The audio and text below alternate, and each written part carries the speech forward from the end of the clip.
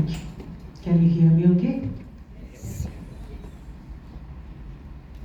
Thank you, everyone. I hope you've enjoyed the evening. Yes. I'm beyond thrilled to be here. I wasn't able to come last year. It's been a lovely evening. I would like to take you all on a little journey. I had not set out to be a non-profit founder. I neither had the skills. As Ashu said, I did not know the language when I started visiting the schools back in 2010. It was encouraging to see schools everywhere and the learners, but the learning gap was glaring. So I met a couple of villagers from Lakshmi Sagar, the first school OBLF started to work with, and decided to register a trust.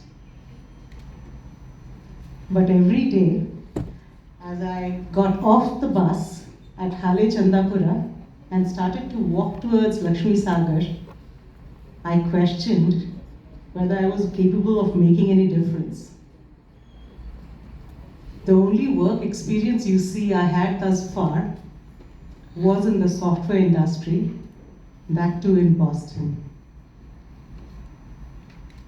So you can probably imagine that teaching children was awkward, joyful, silly, and beautiful, all at the same time. I got to know Swapna as she would often start to come to my classes.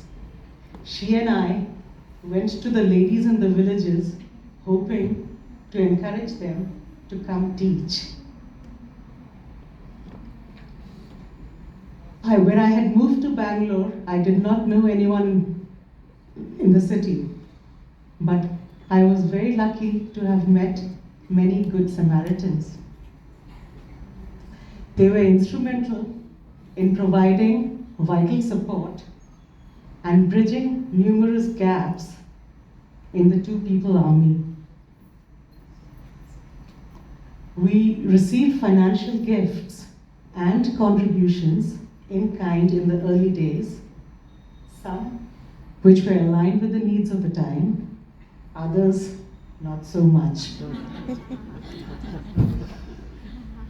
But as I look back, I believe it was the courage of the teachers, the trust, generosity, kindness of complete strangers, and the unconditional support I got from my family that kept me going in the first 2 years.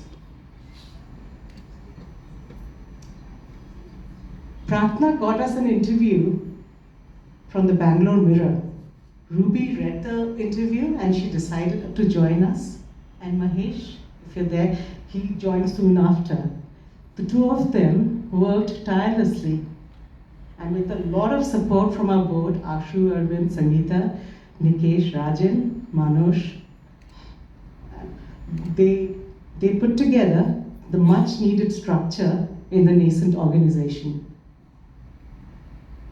In 2019, Sangeeta introduced us to Anish. But just as he was taking the helm, COVID happened. We brainstormed how could we be of help as the crisis unfolded. We were in the business of doing good. We simply could not look away. Our teachers had intimate knowledge of the villages. They helped us identify communities on the verge of starvation.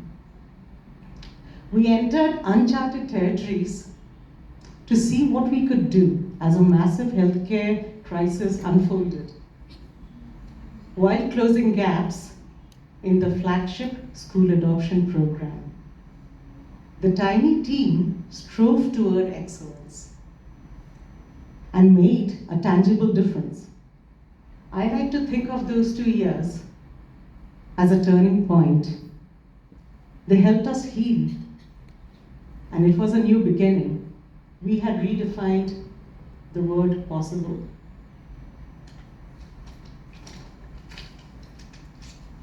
The last 14 years have been filled with powerful memories, and I have been rewarded every day for this opportunity to serve.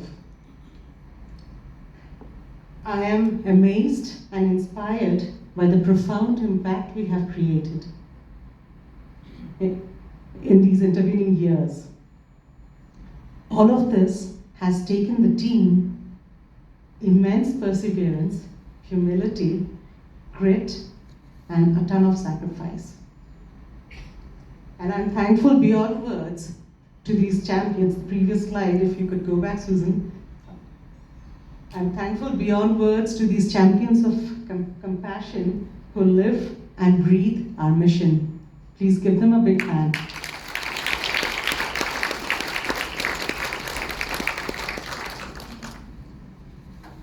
Although we've gathered sufficient evidence showcasing the OBLF model to address the learning gaps, our job's not done yet. We need to consistently question why we exist. Given that Ravi gave us some excellent statistics, 170 million children attend schools, and to put this in perspective, this is half the population of the United States. How do we go about amplifying our impact? I believe there are two possible solutions. We need to invest in rural women. As we have seen firsthand, and you've heard so many different stories today, empowered women form new friendships. They break barriers and find identity and dignity. We have seen that in addition to the financial independence, the intangibles have been huge. It has been wonderful and wonder-filled to see what a little hand-holding can do. The second thing is we are at an inflection point when it comes to leveraging data and technology.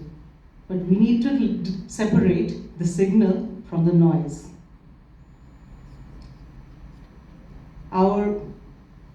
Our digital evolution has been exemplary. We've touched millions in less than a decade.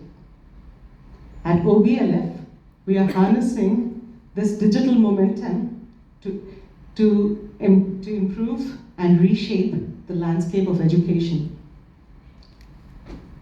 Consider the boundless possibilities when no child is left behind, when learning is a fundamental right and not a privilege. The inequalities in our society will gradually go away. As we gather tonight, surrounded by the warmth of generosity and the resonance of a shared purpose, I am grateful to our board, all our advisors, our donor partners, and each one of you, our well-wishers. And I'm truly excited to see what the future holds. The many more lives we touch in the years to come, and our unwavering commitment for a cause that's greater than ourselves. Thank you everyone for coming.